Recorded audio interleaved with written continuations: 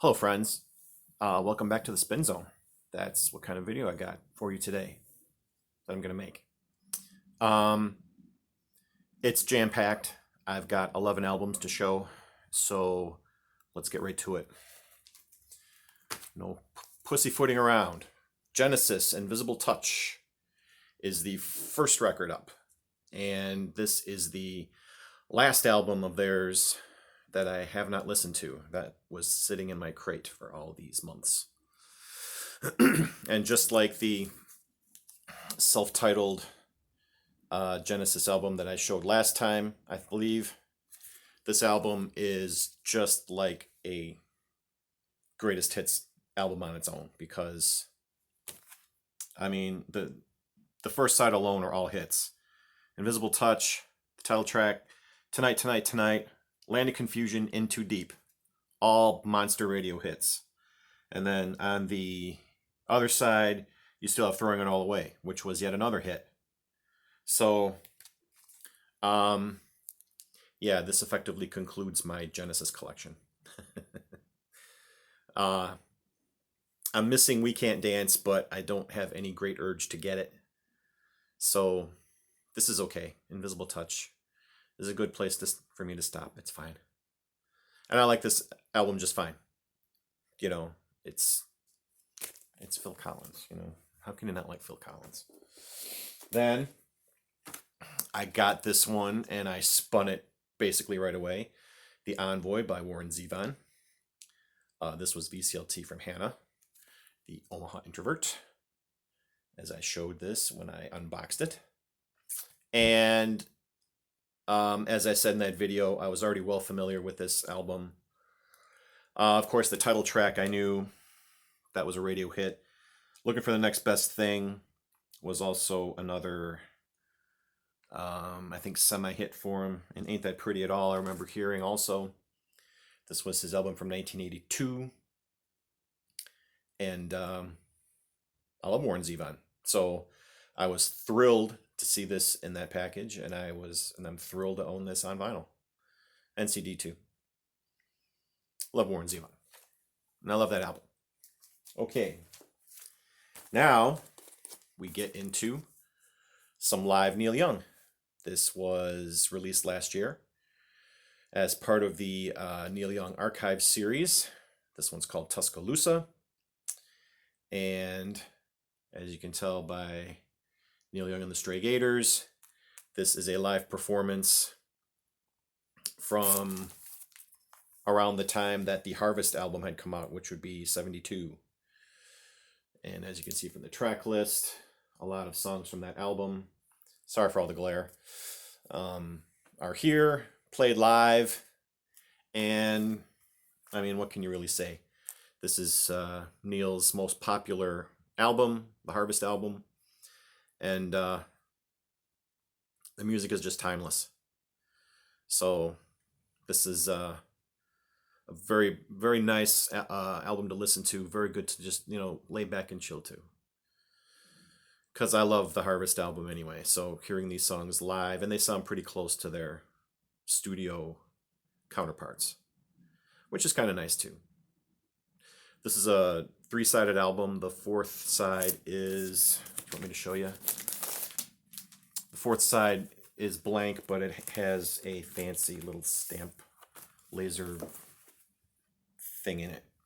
Let's see if the glare, you can see it in the glare maybe. Maybe not. There you go. See, it's got Neil Young and the Stray Gators, and you see there's like a little alligator there. So it's good. I pre-ordered this as soon as I learned of its existence. I don't know how much further I'm going to go with the Neil Young Archive series, because I've picked up many of these live performances, but after a while, you're starting to run into repeats of material. So, depending on the show, depending on the era, or my mood, probably will determine if I keep going with a lot of these releases, if he keeps on putting them out like this. But this is a very nice one to have. Tuscaloosa by Neil. Then we have It's A Mother by James Brown. This was an album I picked up when did I pick this up? Minnesota. Like, was it last year or the year before? Yeah, that's how long it's been sitting in my crate. um, of course, Mother Popcorn is the big hit off here. And, this is James in the mid 60s creating his own dances and his own songs to go with those dances, like Mother Popcorn. So, if you're a fan of James, and of course you all know that I'm a big fan of James, this went down just fine. And this was a brand new reissue. I have the hardest time finding original pressing copies that are in good shape, that are in for a remotely good price. So this is a nice alternative. I'll take the repress. It's fine. It sounds just great, and it didn't cost me my right arm. I kind of was in a funky mood this time around for what I wanted to listen to. Usually, stuff I show on Spin Zones are things that I, for the most part, haven't listened to before, are new to me. But, sometimes you just want to hear a certain record or album, and I don't know if I've shown this before. I honestly can't remember if I have. It's been a while. But I pulled out John Wesley Harding by Bob Dylan just because I felt like listening to it. This is a 2i Columbia copy. Sounds wonderful. And here's the back.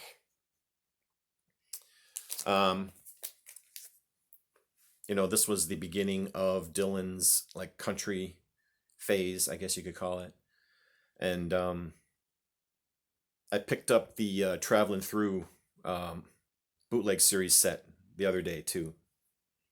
That'll probably show up on a Spin Zone here shortly. But you get a lot of alternate versions of songs from this album. The wife wasn't too thrilled. She's not as big a Dylan fan as I am. And when I played this after dinner, she listened to it, while she was doing stuff, and then when it was over, she's like, "Okay, all right, that's enough." She's not as big a Dylan fan as I am. What can I say? Also, in that same vein, I just felt like listening to Robert Cray. And I had this album on my shelf in the blues section of my collection. This was his follow-up to Strong Persuader, I believe, called Don't Be Afraid of the Dark. Title track being a hit for him. There's a video of it I know was made. Wonderful song. What else is on here? Gotta Change the Rules, Laugh Out Loud, Your Secret's Safe with Me. These are all great, great songs. This album came out in 1988. Don't Be Afraid of the Dark by the Robert Cray Band. You're probably going to see more of his albums popping up in the next video or two as I ramp up to his show, which is next month. So I have his new album pre-ordered, and I think that comes out next week or the week after. So you'll definitely be seeing more Robert Cray in the Spin Zone here in the near future. Sticking in that blues vein, I picked up this Hound Dog Taylor album called You're the Dog, and this was his final album. Actually, it was recorded just before his death in December of 1975. He died of cancer, by the way. And here in the picture, you can see his 6 fingers. Yeah, from what I've read, Hound Dog didn't take very many pictures where it showed his hands or where you could see his 6th finger. Here's the back cover. And this was a live album, like I said, recorded before his death and then released in 1976 posthumously. And basically, the songs are pretty much all taken from his first 2 albums. Give Me Back My Wig, Freddie's Blues, It's All Right. And then, of course, he covers Dust My Broom, stuff like that. Wonderful stuff. I love Hound Dog Taylor. And I could have only imagined seeing him live.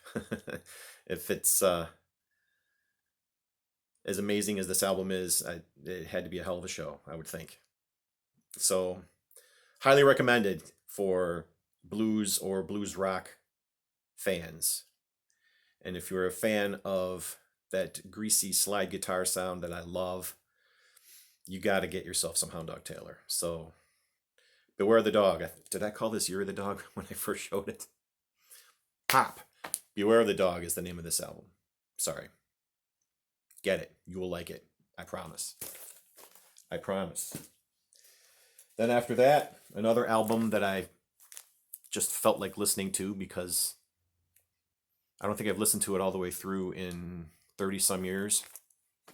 But Hall & Oates, Big Bam Boom. Actually, I didn't listen to the entire thing. I listened to about half this album. This is pretty heavily produced among their catalog of albums, and like I said when I showed this on the social medias, you've really got the big 80s production in full effect here. And for about half the songs, it's fine, and for the other half, it's just too much. I just wanted them to tune those drums down a little bit. But you've got, here's the back cover. You've got Out of Touch is on here. That was a #1 hit for them. Method of Modern Love is insanely catchy. And actually the closing track to this album is Possession Obsession, which is a rare John Oates lead vocal, which I really quite like. So it's just one of those moods I was in. I just wanted to hear some Hall & Oates just to remind me of the old days when life used to be fun. That's all. I love Hall & Oates anyway. Then, from there, we go to the great Robyn Hitchcock. This is his album, which I think came out in '84 also. The same as the Hall & Oates one. This is called Often Dream of Trains. Such a wonderful album. This just shows these song titles. Sorry for all this glare. Is it from these bags? Yeah, you're still getting glare. But this is just a fantastic album featuring, the title track, which is great. Uncorrected Personality Traits, which I love. That's sung a cappella. Sometimes I Wish It Was a Pretty Girl. Oh, don't we all? Furry Green Atom Bowl, Trams of Old London. Robyn Hitchcock likes trains. And that's kind of a sad song about the heyday of the rail business. But the instrumentation on here is on the sparser side. It's mostly him with his guitar. There's even a couple of little instrumental bits in here too. But it's just a lovely pastoral, supremely British type of album. How else can I say it? And you all know how much I love Robyn Hitchcock. I'd picked this up at the last record show that I went to, which was last summer. It's been a while since I've been to a record show. And it was the last one I found of the day because it took up the rest of my money that I had allotted myself to spend. Luckily, I had it. And it's in mint condition. It sounds wonderful. And even if you're just a casual fan of Robyn Hitchcock, I think this would be an essential album to have. I Often Dream of Trains. Wonderful, wonderful stuff. Can't say enough good things about it. Then, just this morning, I pulled this album because A, I had the day off today, and B, I had no chores to do. I had nothing diverting my mind or my time. So I wanted to pull this album in order to give it my full attention. And it's Queens of the Stone Age, Like Clockwork. As you can see from this label, if you recognize these labels, you know that this album came from Brad over at H2 Vinyl. I love these labels that he does. I wish I had the patience and tenacity to make such detailed notes and things for each album. But and in the note, I keep, this was part of his VCLT to me in December. This was a pretty important album for him, as he said in his note that it got him through some very tough times. So, like I did with the Hendrix album, I wanted to give it my full attention and not just have it on and be like bopping around the house or playing on my phone or, anything like that. So I put it on and I was almost going to play this on headphones, but I decided not to. I just played it at pretty decent volumes in the house. I don't know how much my kids liked it or appreciated it, but I don't think it bothered them. And focused in on this album, and I really liked it. This is, disclaimer, this is really the first time I've had extended exposure to their music. I really haven't listened to much by the Queens of the Stone Age, except for, I think, the song that Brad included on one of his mixtapes, which are wonderful too. I really should put those in the spin zone too. I've been absorbing them soon. But songs like The Vampire of Time and Memory, I love that song. The title track, Like Clockwork.